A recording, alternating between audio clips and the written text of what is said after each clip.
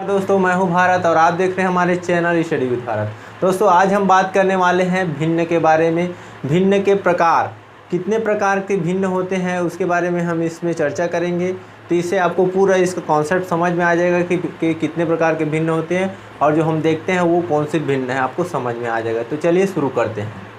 पहले देखते हैं भिन्न के प्रकार को हम इंग्लिश में कहते हैं टाइप्स ऑफ फ्रैक्शन। इसको भी हमको जानना ज़रूरी है इंग्लिश नेम। चलिए, 4 प्रकार के जो हमारे भिन्न होते हैं वो पाए जाते हैं। सिंपल फ्रैक्शन जो है, साधारण भिन्न जो है, 4 प्रकार के पाए जाते हैं। तो पहला प्रकार हम देख लेते हैं सम भिन्न।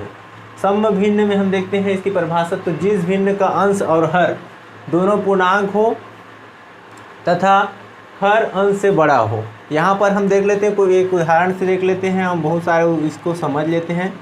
तो देखते हैं यहाँ पर जैसे हमने 3/5 लिख दिया, तो 3 और 5 जो है पूर्णांक संख्या है और इसका जो हर है, नीचे वाला जो है अंक, वो जो बड़ा है ऊपर वाले से, तो ये जो भिन्न है वो सम भिन्न कहलाएगा।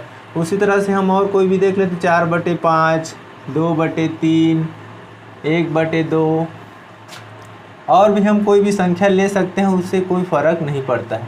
तो इस प्रकार से जो संख्या हमारा जो भिन्न दिखाई दे रहा है वो सम भिन्न के अंतर्गत आते हैं। चलिए अब आगे बढ़ते हैं हम विषम भिन्न के।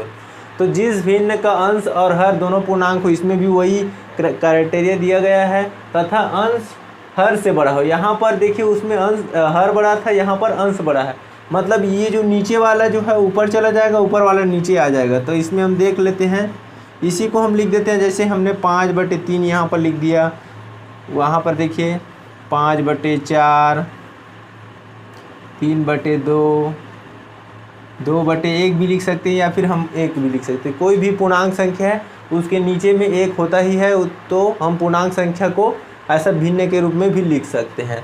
इसको हम 10/4 इस तरह से हम लिख सकते हैं इत्यादि। तो देखिए ये जो है सम भिन्न के विपरीत विषम भिन्न होता है। बस हम इसको ऊपर कर देते हैं और ऊपर वाले को नीचे कर देते हैं।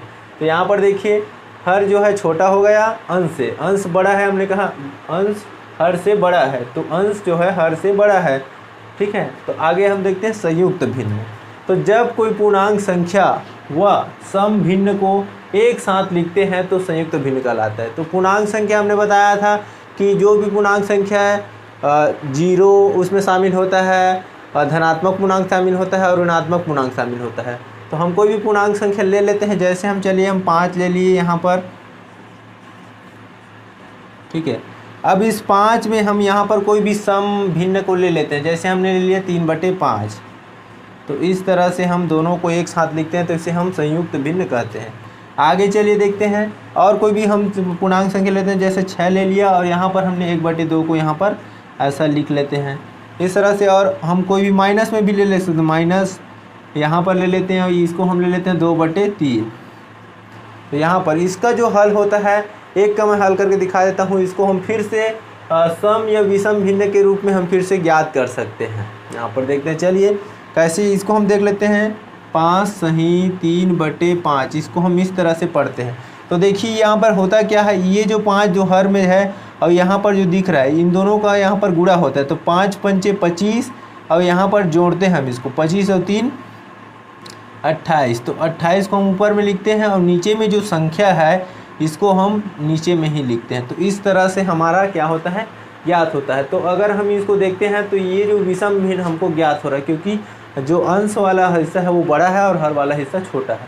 तो इसका मतलब हम ये कह सकते हैं कि संयुक्त भिन्न को हल करते हैं तो हमें विषम भिन्न प्राप्त होता है, ठीक है। इस तरह से अब आते हैं हम मिश्र भिन्न। तो जब 2 भिन्न एक दूसरे के बटे के रूप में लिखे हो, एक भिन्न के बटे में दूसरे भिन्न को हम लिखते हैं, जैसे हम यहाँ पर लिख देते हैं 3/5 ले लेते हैं, 3 इसको मैं इस तरह से लिख रहा हूँ 3/5, और उसके बटे में यहाँ पर मैं कोई भी संख्या ले लेता हूँ, जैसे 3/2 ले लिया इस तरह से। और कोई भी संख्या हम ले लेते हैं यहाँ पर 1/2, और पूरे का बटा जैसे हम ले लेते हैं 3/5। तो इस तरह से जो भिन्न प्राप्त होता है उसे हम मिश्र भिन्न कहते हैं। हम यहाँ पर कोई एक पूर्णांक संख्या रहा है, उसके बटे में हम पूरे ऐसा भी ले सकते हैं इस तरह से। कोई एक पूर्णांक संख्या, क्योंकि हम पूर्णांक संख्या को बटे के रूप में भी लिख सकते हैं, यहाँ पर एक ही लिखा है हमने, तो इस तरह से भी यहाँ पर आ सकता है इत्यादि। तो आई होप कि आपको भिन्न के प्रकार के बारे में समझ में आ गया होगा। भले टॉपिक छोटा है परंतु हमें इस टॉपिक के बारे में जानना बहुत ही महत्वपूर्ण है, क्योंकि हम जिस भी भिन्न को देखते हैं तो उसको हम जान सकें कि कौन सा भिन्न है ये। तो आई होप कि ये वीडियो आपको पसंद आया होगा। चलिए दोस्तों, मिलते हैं अगले वीडियो में। धन्यवाद।